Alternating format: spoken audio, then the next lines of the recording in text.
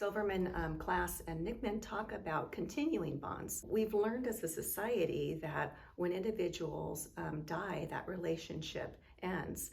But they say, no, that's not so. And that's something that I like to help my clients, if it's something that is meaningful and relevant to them, to think about. And we refer to that as continuing bonds. So that death ends a life, but it doesn't end the relationship.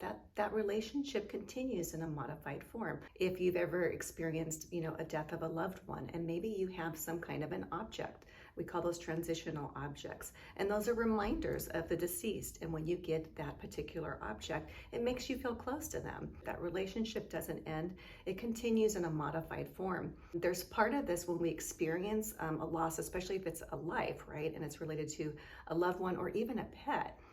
There's this yearning and pining for recovery of that lost relationship, right? We just want them back, right? We're in agony, we're in pain, whatever those normal, like physical, emotional, cognitive, spiritual, behavioral grief reactions are. They're so intense, they're so unbearable.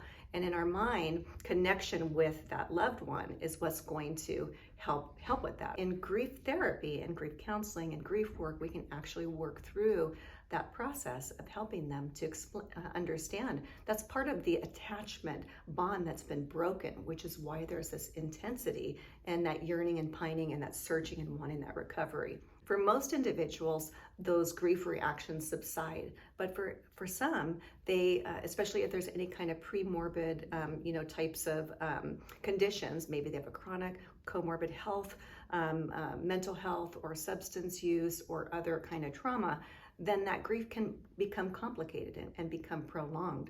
Or it might even turn into traumatic type of grief, depending on the circumstances surrounding the death as well. What we can do with our clients, though, is help them with maintaining that relationship in a meaningful way for them. In the absence of ritual, then we can help our clients to create a ritual of remembrance for their loved one to maintain that relationship.